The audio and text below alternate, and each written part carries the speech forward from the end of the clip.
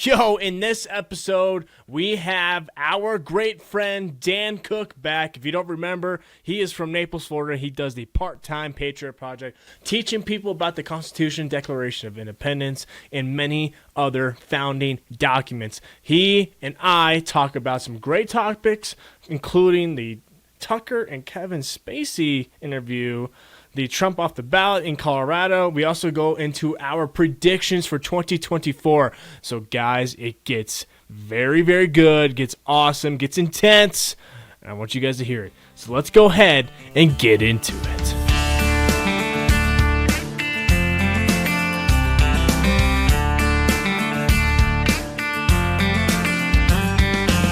Well, welcome, ladies and gentlemen, to the Chris Tubbs Show. I am so happy that you guys are here. And ladies and gentlemen, today we have the one, the only, Mr. Dan Cook. He's been on before, and I'm excited to have him back on. Dan, how are you doing, brother? Man, Chris, I had a phenomenal Christmas, and I'm ready to get into gear for 2024 so we could take our country back. Dude, I tell you what, it is the year. There's something feels like it's brewing for sure, and we will definitely get into that. But before we get into some of the news, ladies and gentlemen, I just want to remind you to subscribe to me on any of the platforms you guys are watching or listening to me on, and go to my shop, Chris Tubbs /store, and you guys will get some awesome merch, some hoodies, some t-shirts, and hats are coming on their way. So, Dan, the first thing I want to go over, and we'll go over a few topics, but we have the new Republican primary poll that just came out, and I want to talk about the Tucker / Kevin Spacey interview. That was kind of weird, but we'll also go off of or talk about how Trump got kicked off of the ballot in Colorado, and then we'll go over some of our predictions for 2024. So I think it's going to be a quite interesting combo that we got here. But first, let's go over the Republican primary poll, because you are living in Florida. And I'll just give the audience some of these numbers. So first, we have Trump, who's at 51%, right? That's plus 38 points. Then we have Haley, who's at 13. Then we have Ron, who's at 9. Then we have Chris Christie, who's tied with him at 9%. Then we have Vivek at 1%. But the one thing I want to get your thoughts on is, why the heck is Ron DeSantis down 9%? I mean, in the beginning, when he first announced, even before he announced he was going in to run for president, he was kind of tied with Trump. Yeah. So why is he down? Why do you think he is down? Chris, Ron DeSantis is down because he is not genuine, straight up. The nation saw Ron DeSantis as this like anti-COVID, anti-lockdown kind of governor, because Florida did it for the most part, not all the way, but for the most part, Florida did not participate with the COVID nonsense. And Governor Ron DeSantis got a lot of that credit, but I think it's undeserved.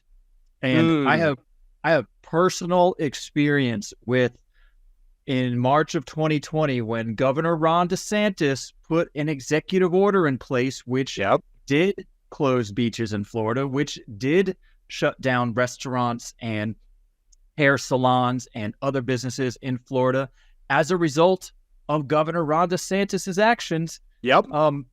I was raising hell over that here in Naples, Florida. That's how the Patriot Project got started. That's how our movement got started, because we, the people, were petitioning Ron DeSantis. We were going to public meetings and calling him out.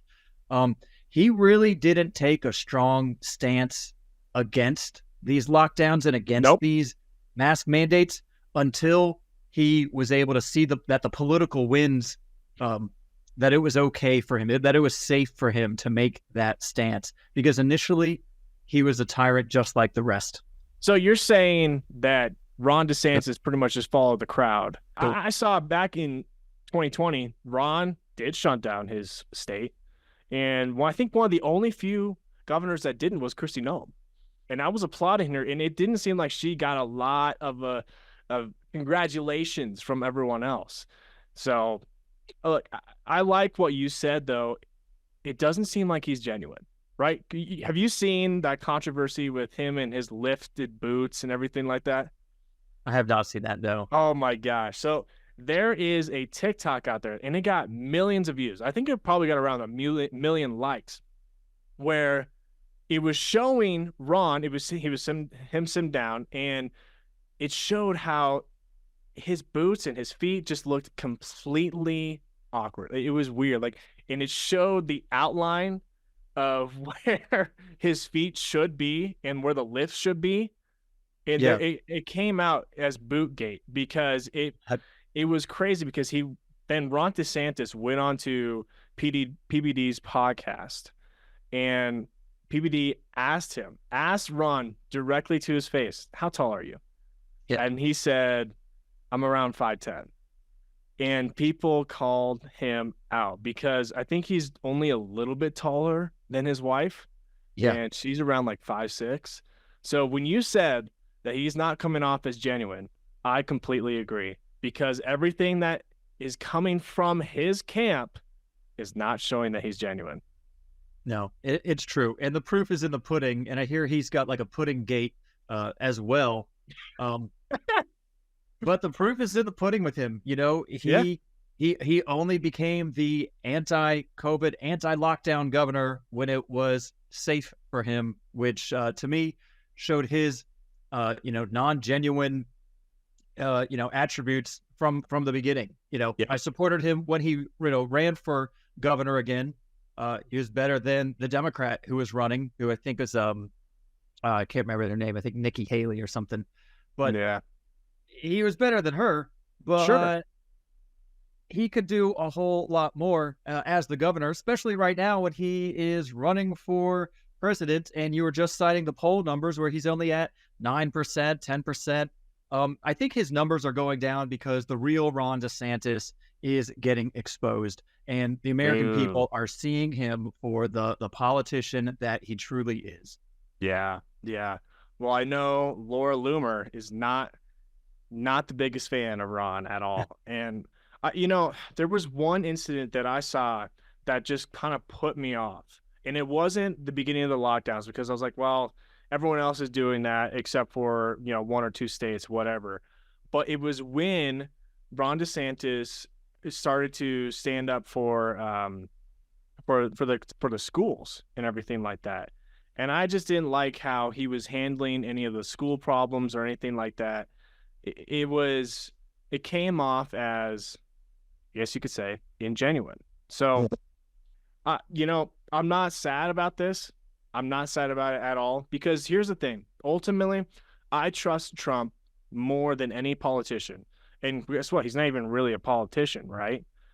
So I trust him more. And anyone that goes against Trump, I really do see as the enemy because Trump has done more for the American people than any president, of course, in my lifetime, but in a long, long time.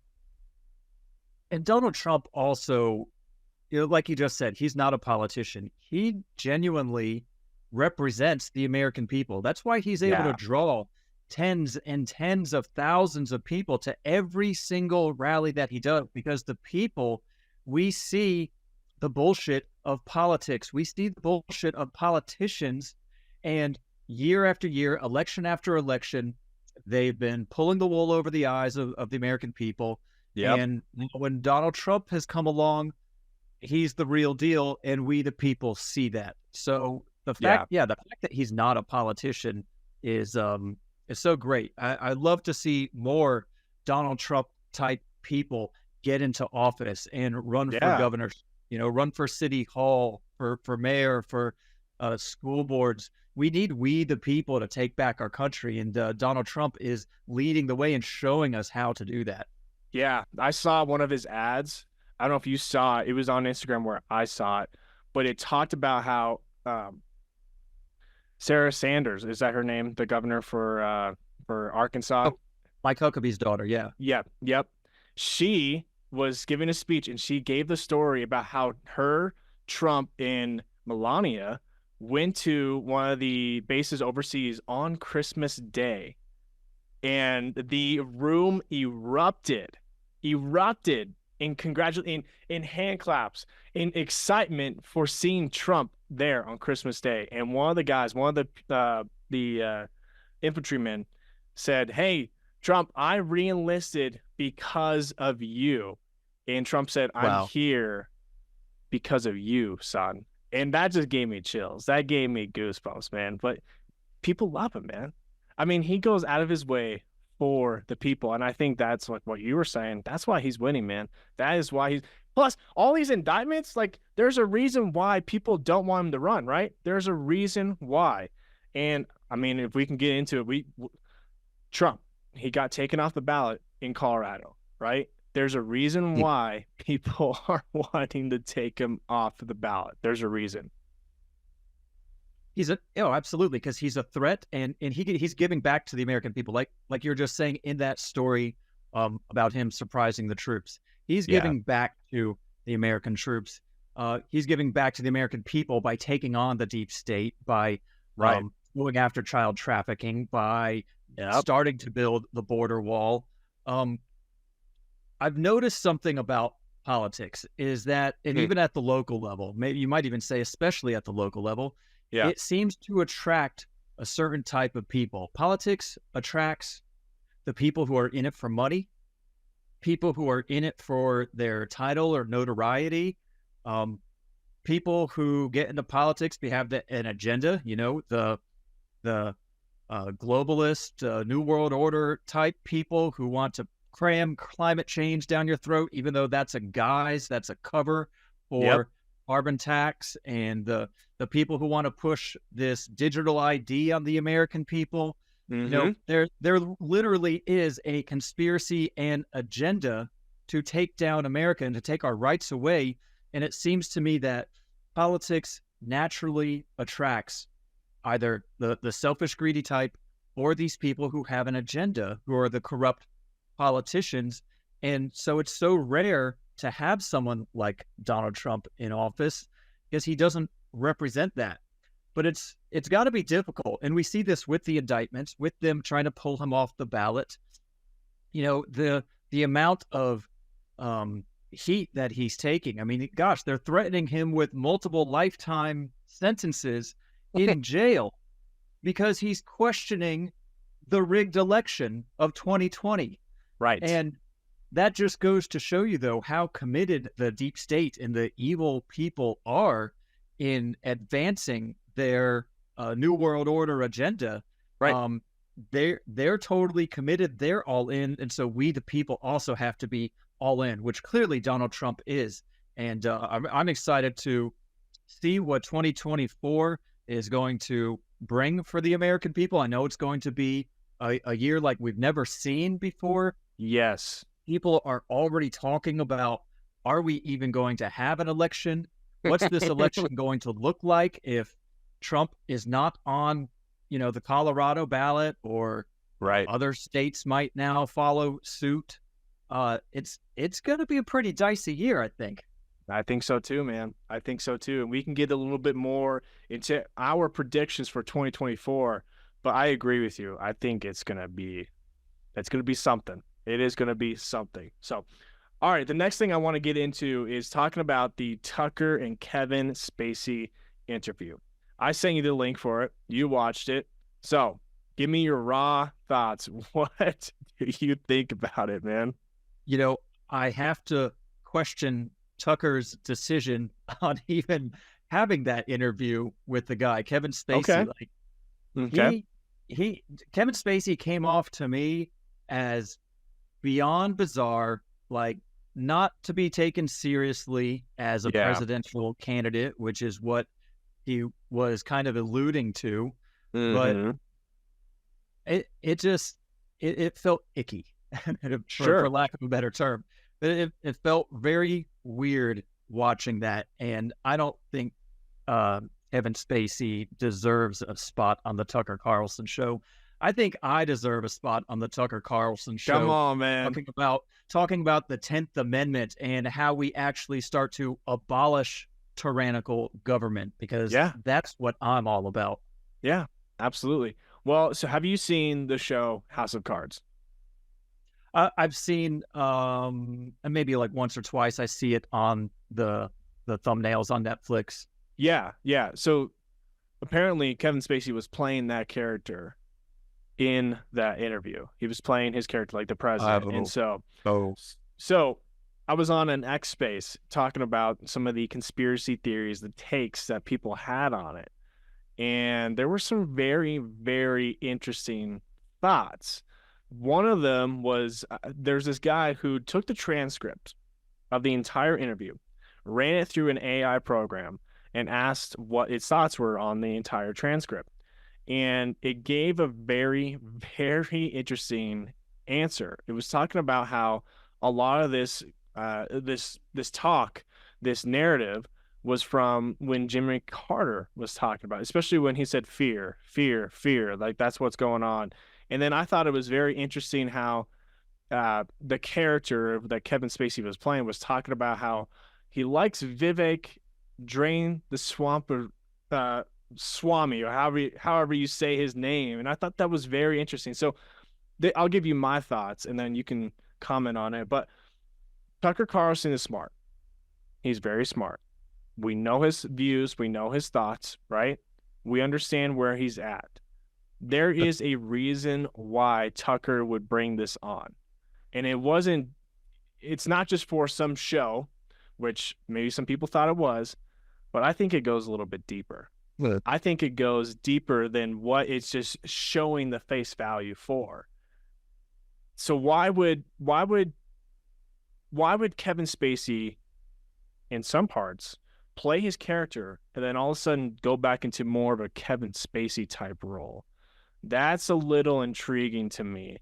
And I lean more towards the area that this is actually some sort of comms, because we know, my thoughts and my opinions, and I know this to be true, is that the good guys show comms. They do that on purpose, right? And so they're trying to say something, and it's up to us to decode it in some sort of way. I think that's pretty plausible. And you're right about Tucker Carlson being a smart guy. And maybe I was a little harsh on him for judging his character about bringing Kevin Spacey on. I'm sure you're right. I know you went after him, man. You're like, man, what the heck is he doing? I don't believe it. Oh, my gosh. Well, you're right. But now that was my initial reaction after having just watched the interview. But you're right. When you read through it, maybe rewatch it and try to like read between the lines, figure out what are they actually trying to say here. There probably is some more important information there. I'm sure it was a good conversation there on X talking about the different ideas that might be, have being broadcasted there. For sure. And so, do you remember the part where he's talking about the bean bags? Faintly. Okay, so he was talking about he's not going to allow bean bags into the White House or something along those lines. Apparently, it's some slang that bean bag means idiot. Right. So, I thought that was very interesting to hear. I was like, oh, because I didn't get that part at all. I was like, what the heck? That makes no sense. Whatever. And now that I was hearing that, I was like, that's making more sense. So, hey, I would watch it again. Maybe you can point out some things that are a little bit different views than mine, but I thought it was very, very interesting. So, I'll give it a second watch and put my conspiracy theorist hat on and see what comes to mind afterwards. But wouldn't that be nice though if we didn't have any idiots in the White House, or if we didn't have any idiots in Congress? Right? No, I agree with you. I think it's something that needs to change big time. And I think we're getting there though. I think the last like 3 years were a big wake up call for a lot of people. And I think it's really cool to see more and more people waking up. I mean, I just saw a poll, and I talked about this on one of my podcasts earlier, how there's a poll that Trump is polling great numbers with young Americans versus Biden. There's a reason why. There's a reason why. So let's get into a little bit of our predictions for 2024, and then I know you want to talk about some other cool things that you got going on.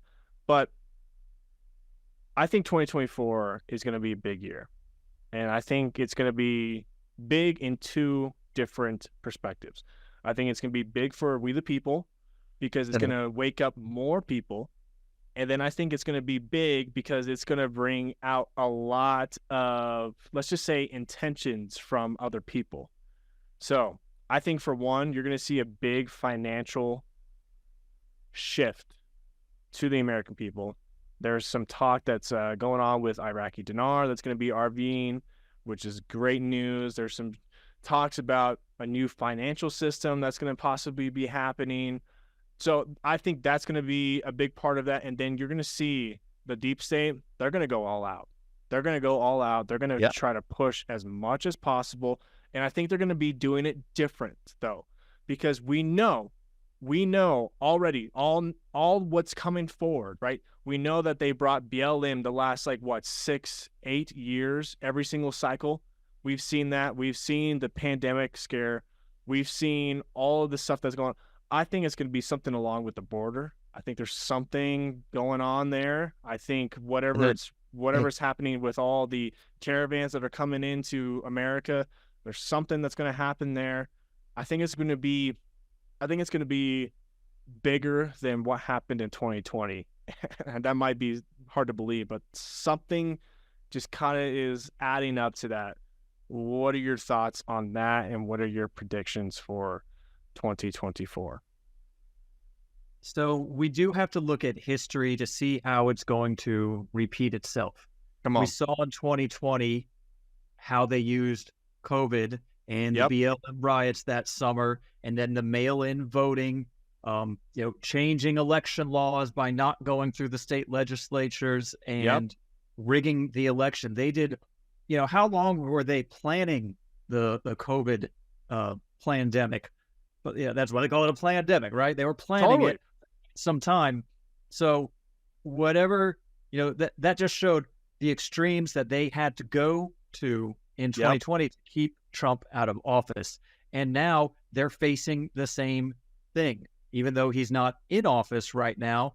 The American people, if we had a fair election, would overwhelmingly vote for Donald Trump to become the president again. And so, yes, the deep state has some tricks up their sleeve. I predict that we're going to see some sort of a cyber attack that maybe it'll take down the voting machines in the primary or the general election. Maybe, well, there's probably no maybe. We see what's going on the border. Sure. We are literally right now being invaded, and if something doesn't happen pronto, then right now it's caravans of people from all over the world, over, and not just from Mexico. No, right? No, and so possible sleeper cells, possible people to carry out attacks or something in the future. But what's to stop an actual invading army to come across our southern border? Why? Here's a question that I have, and it's specifically for our congressman.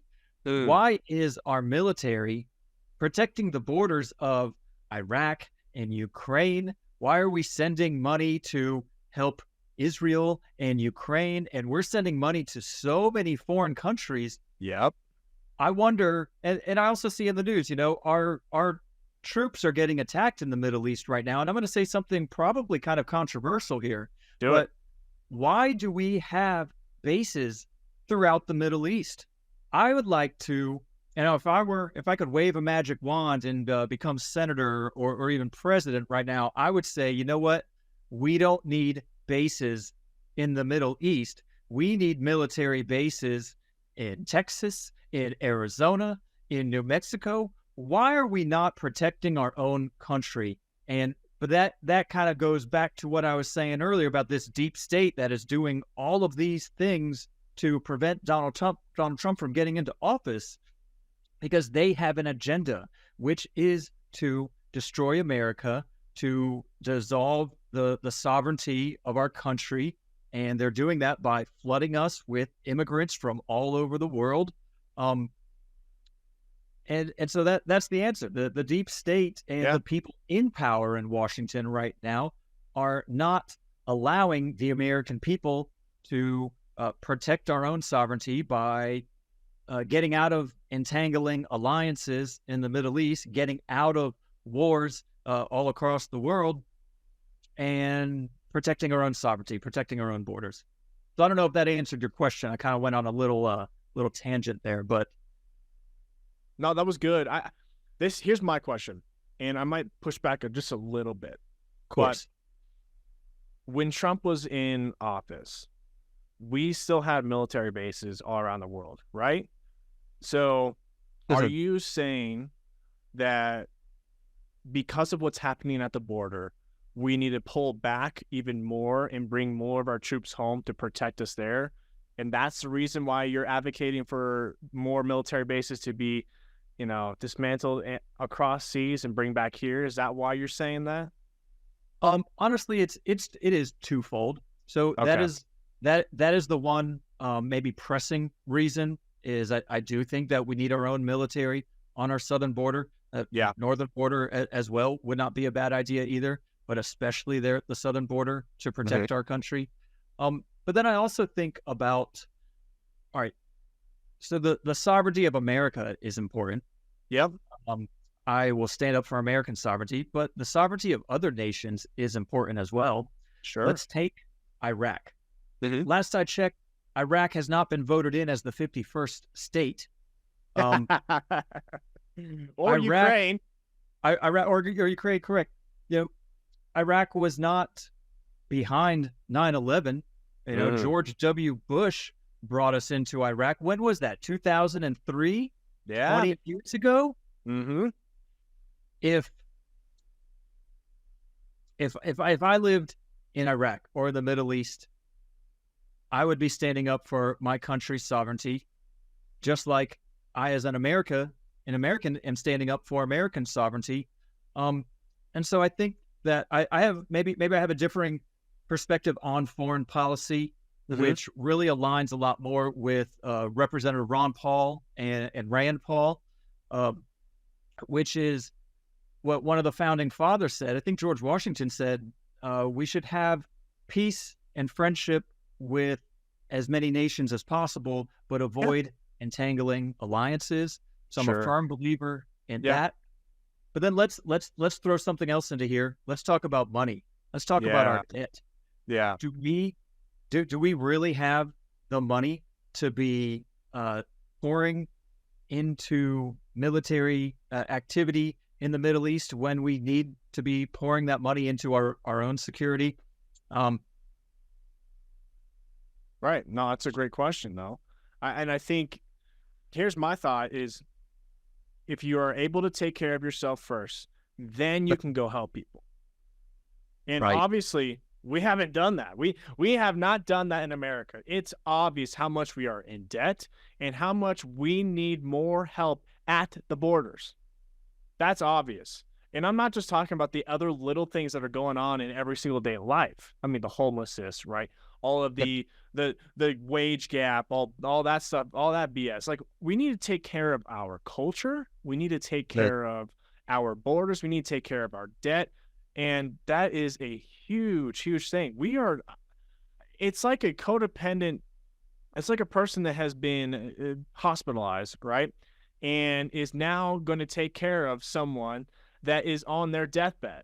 Like, how do you do that? You both are on the not doing too well. Like that. Yeah. That's how I see America right now. We are hurting. We have a lot of problems that we need to take care of first before we go help other countries. And if we go help other countries, there's got to be some benefit to both sides. Listen, you bring up problems, And just off the top of my head, I'm just going to list a few of the problems that I think are front and center right now. Okay. All right, you said the debt, inflation, cost of living, homelessness, veterans who are homeless. We're not even taking care of our own. Our southern border. That's just a few of the problems. But let's ask the question: what is causing these problems? It's a great question. I think I have a one-word answer.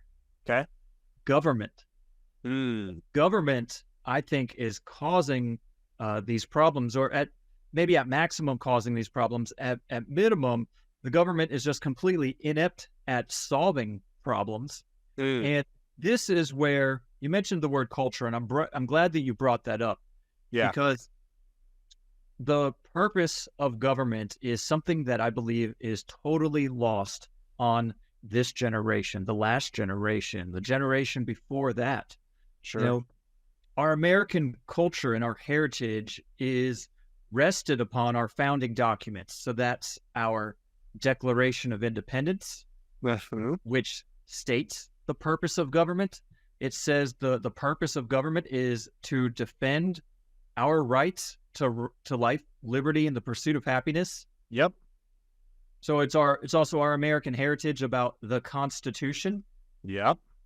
Our society in general doesn't know what the purpose of the Constitution is. You don't get your rights from it. The Constitution grants you nothing. The purpose of the Constitution is to restrain government. Right. Because remember, like it said in the Declaration of Independence, the purpose of government is to protect our rights and to protect our liberties. Exactly. Now, and we could learn from our culture, from our heritage, from these documents, what to do right now.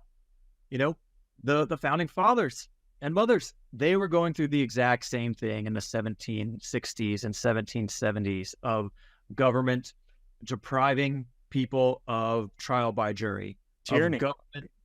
Total tyranny. Government taxing every transaction of money. Government not respecting the rights of the people. Yep. So if the American people right now can study those documents and learn what the founders told us to do in a situation like this, we would realize that we are at a stage right now where we have to alter or abolish tyrannical government. Yeah. In my opinion, there is no correcting, there's no fixing this monstrosity that we call the United States government in Washington, D.C.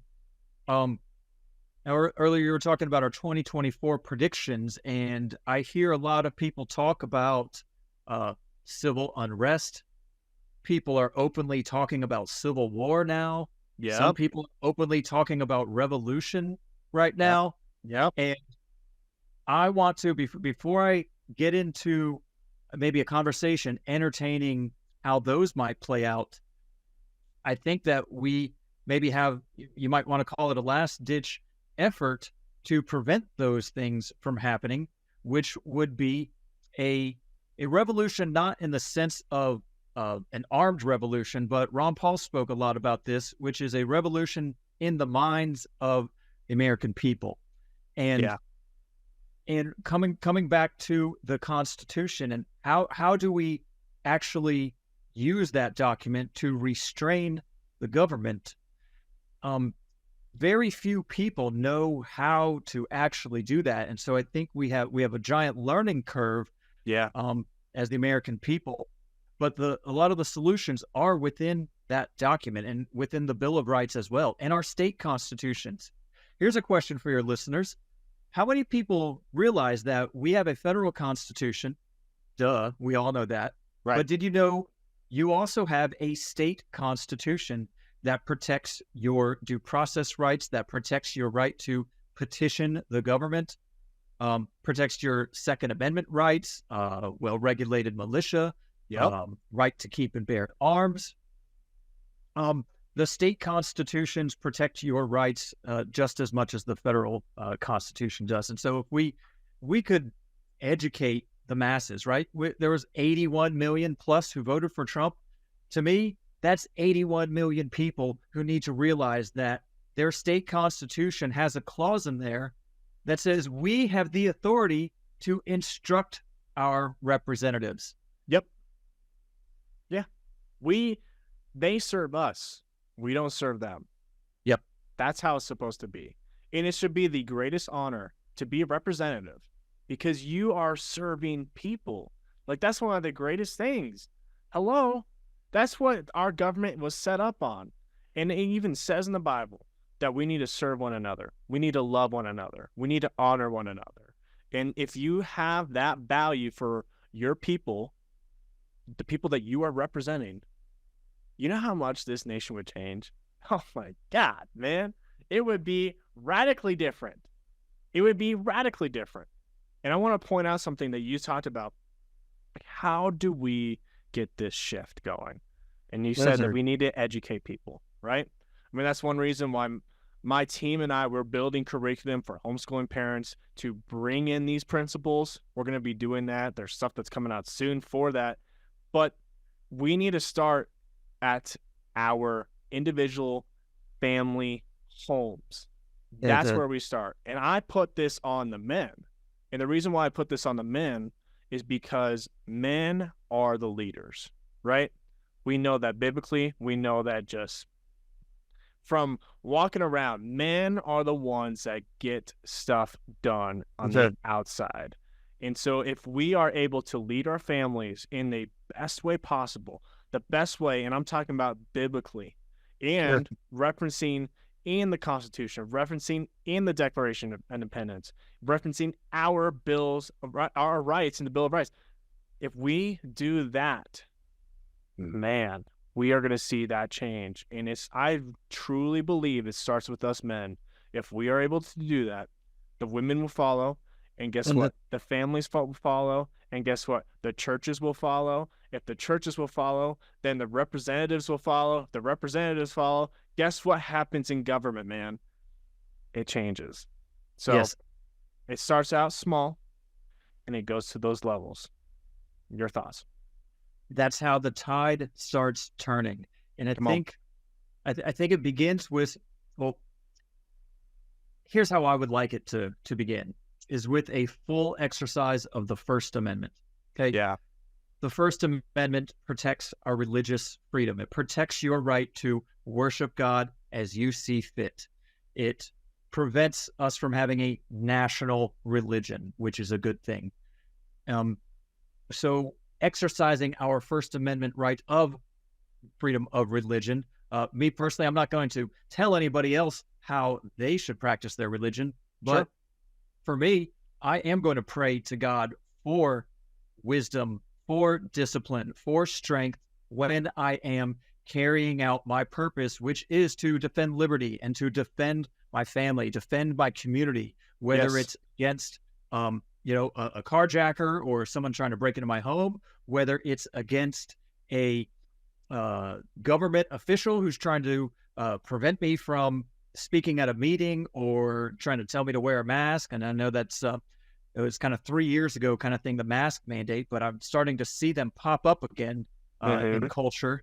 So I think maybe MSNBC must be promoting another variant or something, because I see a lot more masks popping up here and there. But coming back to the First Amendment, right? We practice our religion. We assemble peacefully. We use the press. Here's an aspect of the First Amendment that we're not utilizing to its fullest extent, which is a free press. And thank you for doing what you are doing with the podcast. And there's so many others too, on up to Tucker Carlson, to Elon Musk and Twitter, and all of the other podcasters out there who are doing the job of a free press. You hear the term mainstream media. Well, the First Amendment doesn't reference media or mainstream media. It references a free press, because the press is supposed to do its job on holding government accountable. Yes. Now, exactly. That's a key word right there, holding government accountable. Maybe that's a phrase that you hear a lot. How do we hold them accountable? Well, when you have the press sticking a microphone in the face of, Joe Biden or city council member or, school board member and forcing them to defend their records and defend their actions. That's one way that we hold government accountable. Yep.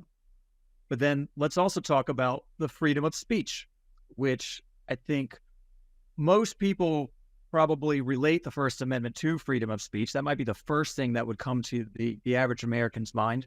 Yep. And I think one very powerful way that your listeners, that the people of America can do right now to exercise that freedom of speech, to hold government accountable, is to go to your next county commissioner meeting. Come on. Or go to your next school board meeting. Go to your next city council meeting. There is a spot on the meeting agendas called public comments. Now, this is like really a duty that every American should be exercising right now. Let's start it off. 2024, new year.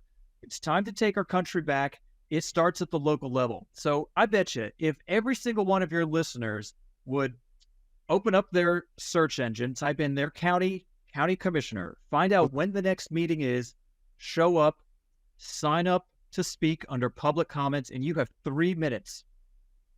3 minutes to air your grievances, to talk about what is important to you. You could talk about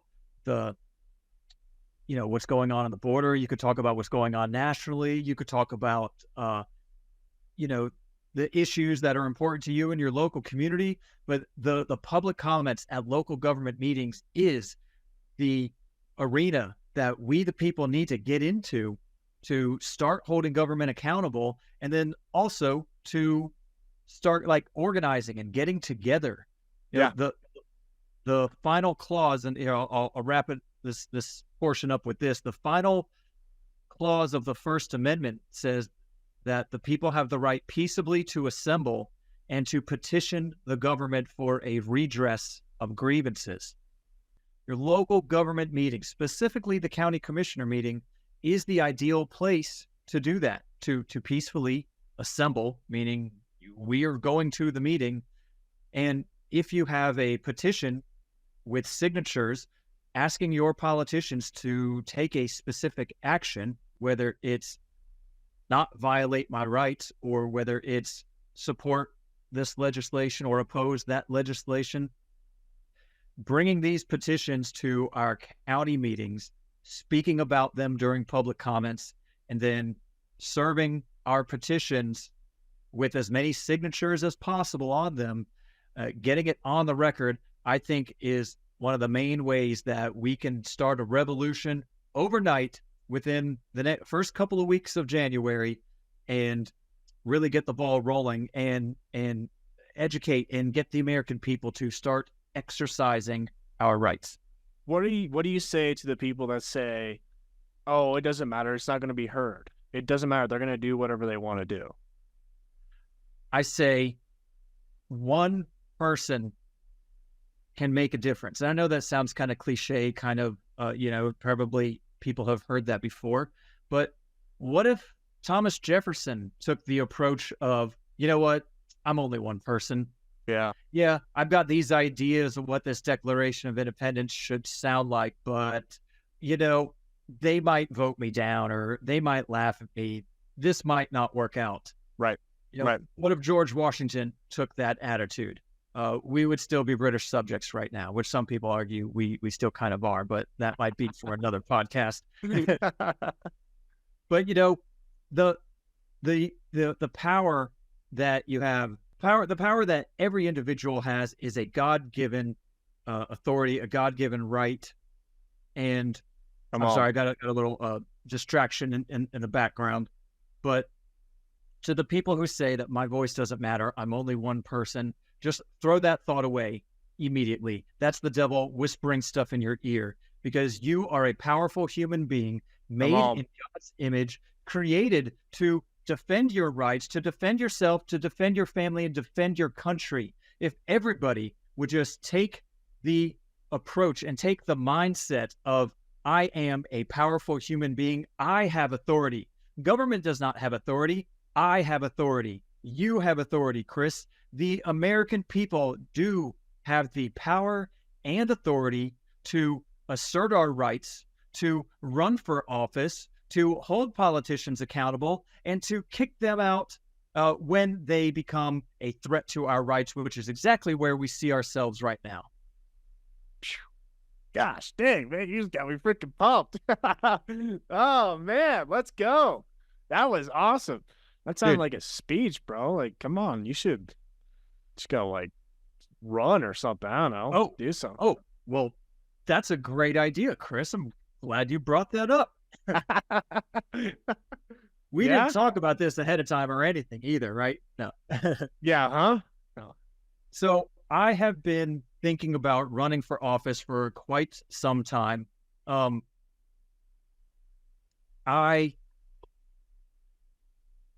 thought about running for local office because my logistics, my circumstances would make more sense for me to run for local office. However, I feel God calling me to do something bigger.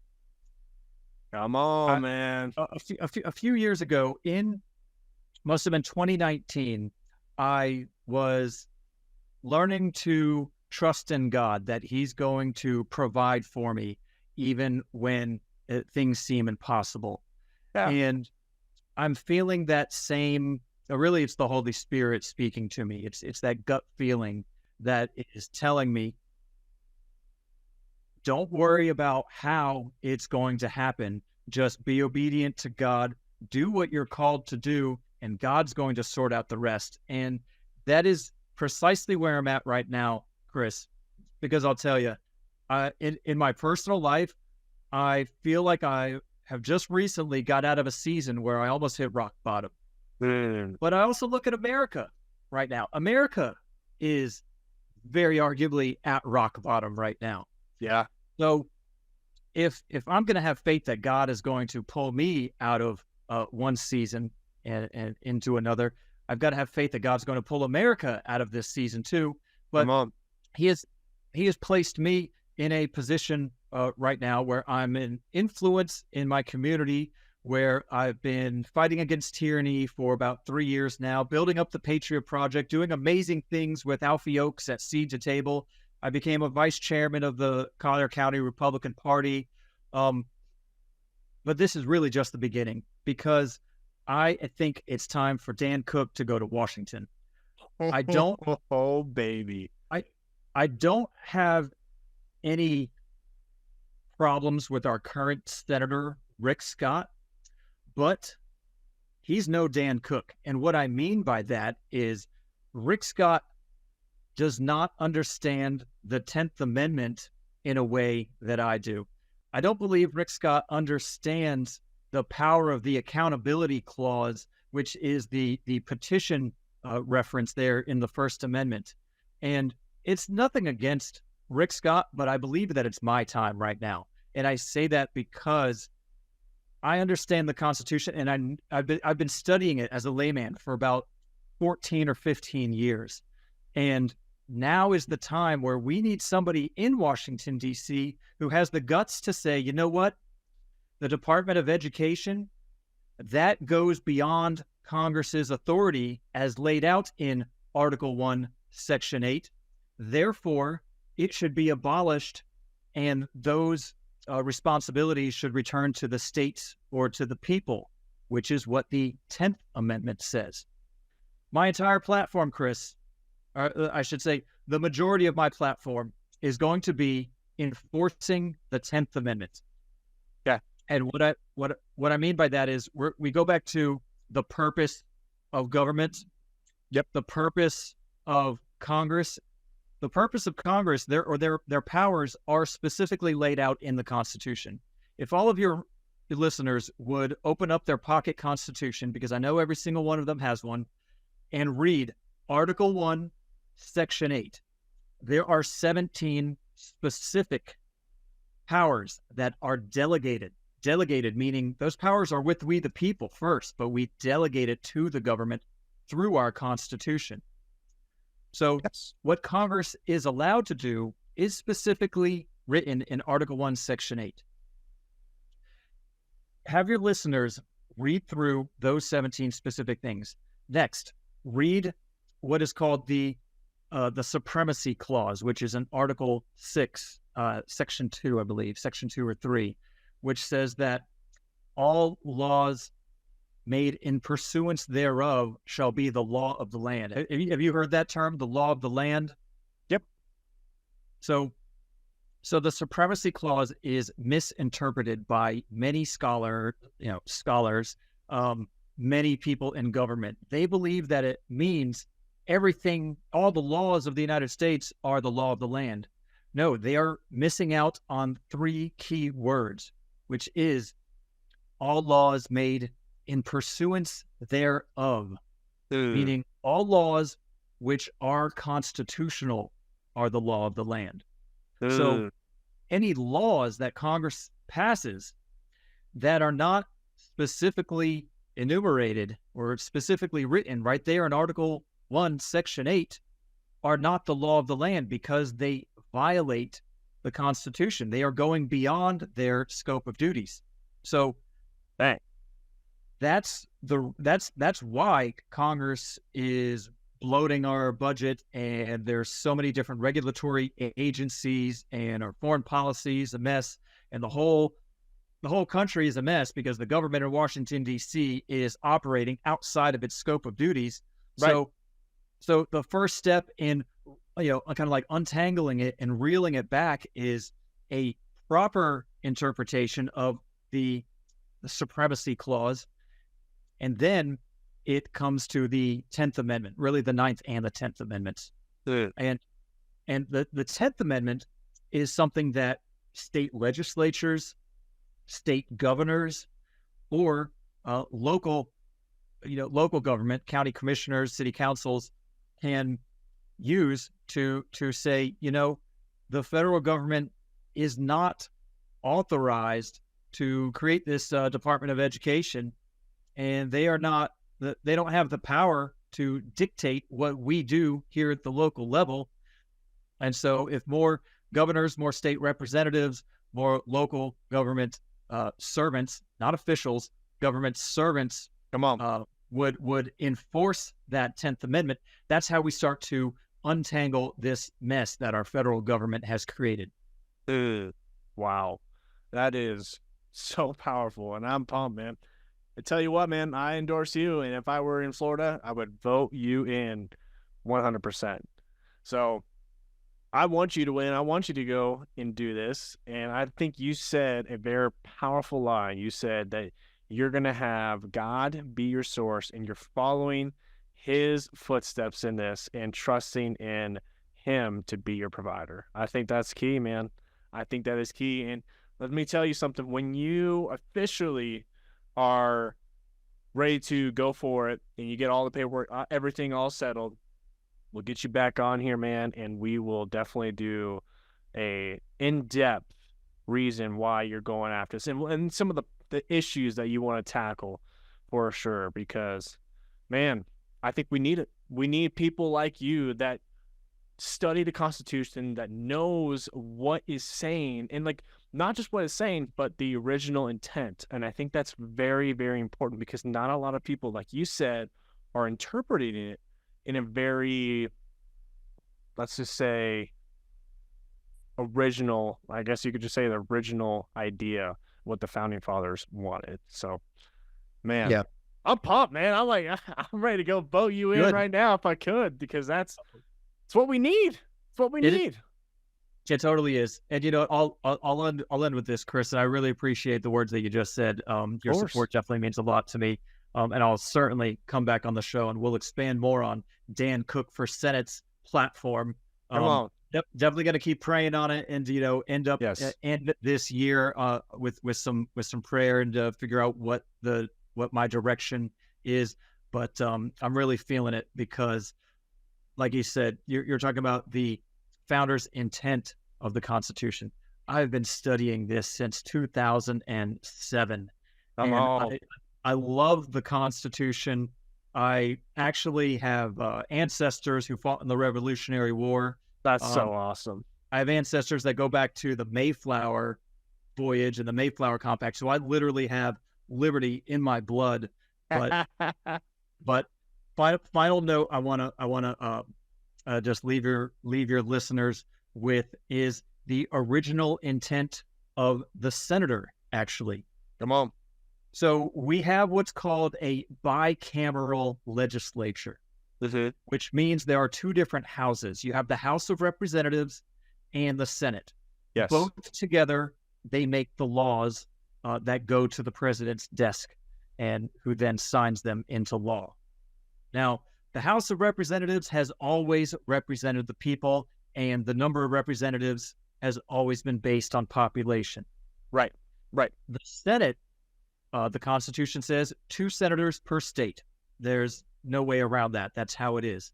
But originally, the senators were not chosen in a popular election. Originally, as the founders' intent was for the senators to be chosen by the state governments, because the senators represented the interests of the state governments. So you had that balance of power in Washington, D.C., where one legislative body, the House of Representatives, is representing the people directly, and then the other legislative body, the Senate, is representing the state governments. Because remember, it was the state governments and the states that created the Constitution. Right. And so in 1913, which is a very, very bad year for America, that was the passage of the 16th Amendment, the creation of the Federal Reserve banking system, as well as a passage of the 17th Amendment, which changed how we choose our senators. Now, I'm sure there was a good debate and reason for that at the time. Maybe the state governments were sending crappy senators to the federal capital.